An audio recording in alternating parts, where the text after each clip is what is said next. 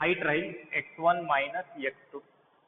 The pressure at the top I am considering P1, at the bottom of the cylinder pressure P2. आता इथं काही forces arise करतात. आता या imaginary सिलेंडरच्या टॉपवर एक फोर्स राहते. ते फोर्स कोणामुळे प्रेझेंट राहते? या सिलेंडरच्या वर काही ना काही अमाऊंट ऑफ पाणी आहे, त्या पाण्यामुळे फोर्स प्रेझेंट राहते. त्याला मी F1 म्हणतो. सिमिलरली सिलेंडरच्या बॉटमला सुद्धा एक फोर्स राहते F2.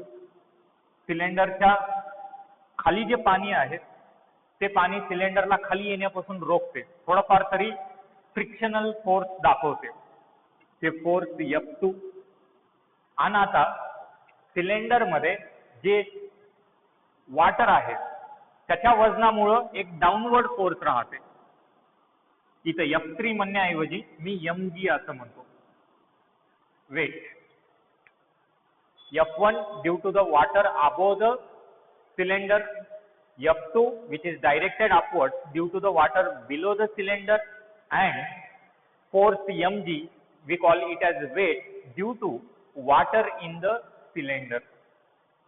By resolving these forces we get F2 वर चाललाय, डाऊनवर्ड फोर्सेस निगेटिव्ह, अपवर्ड झालेले फोर्सेस पॉझिटिव्ह, आणि ह्या सगळ्यांचं ऍडिशन येते 0, कारण इक्विलिब्रियम मध्ये आहे पूर्ण. वॉटर सुद्धा स्टेबल आहे स्टॅटिक इक्विलिब्रियम मध्ये. F2 minus mg minus F1 equal to 0. F2 equal to F1 plus mg. F2 equal to F1 plus mg. आपल्याला तर फॉर्म्युला माहित आहे, pressure is force upon area. तर फोर्स आपल्याला पाहिजे असेल तर त्याला मी प्रेशर इंटू एरिया असं म्हणू शकतो. आणि मी कन्सिडर करतो या सिलेंडरचा टॉप आणि बॉटमचा एरिया आहे A. टॉप आणि बॉटमचा एरिया आहे A.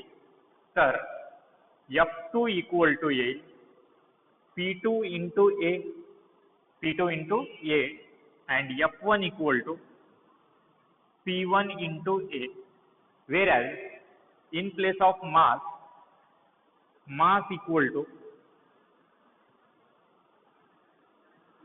volume into density. Mass equal to volume into density. याला इक्वेशन 1 कन्सिडर करू आपण. व्हॉल्यूमच्या जागी एरिया इंटू हाईट लिहू शकता. Area into height. What is height? H. And density, let us consider density of water be rho. That is A rho. Height can be written as x1 minus x2. x1 minus x2. Now let us substitute all these values in the equation 1. This will give us P2 into A equal to P1 into A, P1 into A plus, in place of mass we can write A rho x1 minus x2, x1 minus x2 into G. आपण both sides A common घेऊ शकता. P2A into A, P1 plus A rho x1 minus x2 G. Area both sides cancel होईल. Finally आपल्याला pressure मिळेल P2 equal to P1 plus rho G x1 minus x2. This is the absolute or the total pressure. This is called as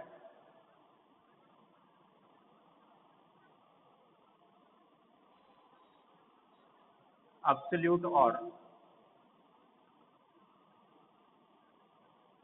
total pressure.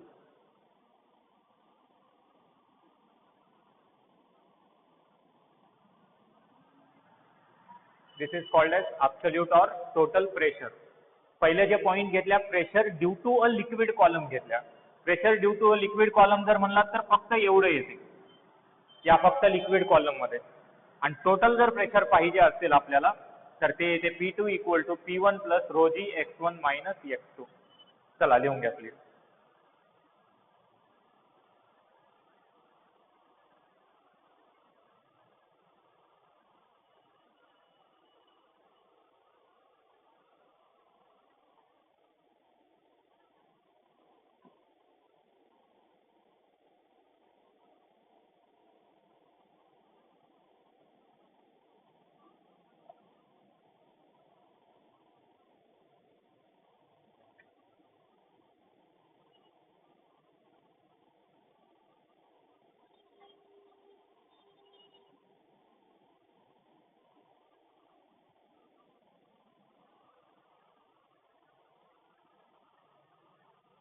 त्यानंतर मी जर आता हे imaginary cylinder सरफेसवर जर आणलो वॉटर सरफेसवर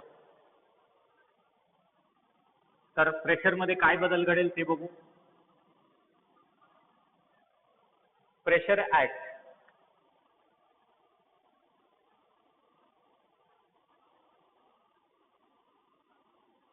depth h below the surface of fluid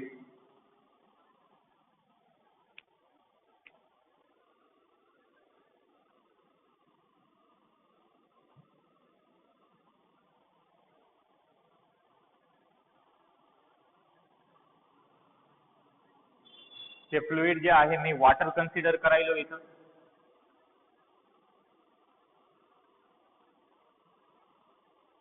या imaginary सिलेंडरला मी सरफेसवर आणायलो.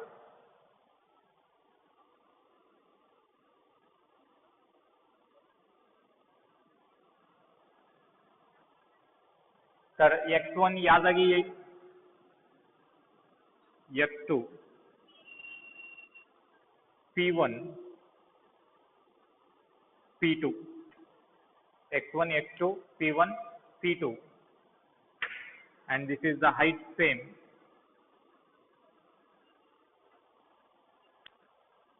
And since it is depth, now height I have to consider negative while substituting the values. Area वर काही डिपेंडन्सी नाही, एरिया कॅन्सल होते या लिक्विड कॉलमच्या. ते जे कॉलम आहे त्याच्या एरियावर काही डिपेंडन्सी नाही, फक्त त्याच्या हाईटवर डिपेंडन्सी आहे. आता एवढंच की प्रेशर सरफेसला आल्यामुळे इथला ते राहते ॲटमॉस्फिअरिक प्रेशर, त्याला P नॉट आपण कन्सिडर करू शकता. त्याला काय कन्सिडर करू शकता? P not. आता हे होईल या इक्वेशन मध्ये जर पुट केलो P2 equal to P naught, P2 equal to P naught plus rho G x1 minus x2, x1 minus x2 च्या जागी येते हाईट h. हे आहे टोटल प्रेशर और absolute pressure at depth h below the surface of the fluid. Here P naught is atmospheric pressure. P naught काय आहे? atmospheric pressure आहे, कारण सरफेस वर आल्या आपण म्हणून P naught काय झालं? atmospheric pressure झालं. and मी जर P2 minus P naught equal to rho g h लिहिलो, the difference between absolute pressure or total pressure and atmospheric pressure is called as gauge pressure. The difference between, आपण point कोणतं शिकायला? आपण जे point शिकायला ते आहे atmosphere, absolute pressure and gauge pressure. Absolute pressure तर मी तुम्हाला सांगितलं हे आहे अब्सोल्यूट प्रेशर, टोटल प्रेशर, आणि total pressure minus atmospheric pressure जर हे सबट्रॅक्शन केल्या तर आपल्याला भेटते gauge pressure. The difference between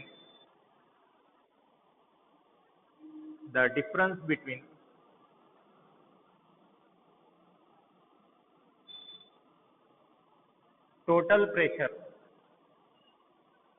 त्यालाच आपण ॲब्सोल्यूट प्रेशर असंही म्हणू शकता. अँड ॲटमॉस्फिअरिक प्रेशर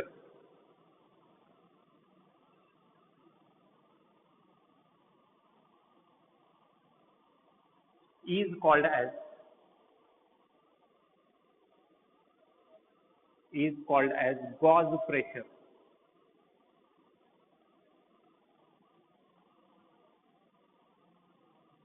चला लिहून घ्या. फक्त तिथं टेक्स्टबुक मध्ये थेरी वाईज दिलंय, मी डायरेक्टली प्रॉब्लेमॅटिक घेतलो. Diagram side by side draw केल्यामुळं कन्व्हेन्शन्स कसे वाहिले, साइन कन्व्हेन्शन्स कसे वाहिले ते चांगल्या पद्धतीनं कळतात.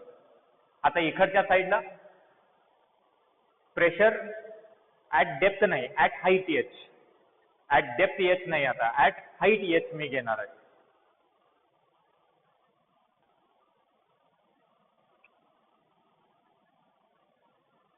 Pressure at height H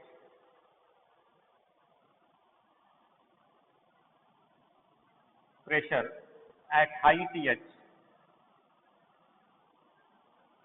above the surface of fluid. Pressure at height h above the surface of the fluid. Me fluid consider करतो वॉटर एका कंटेनर मध्ये.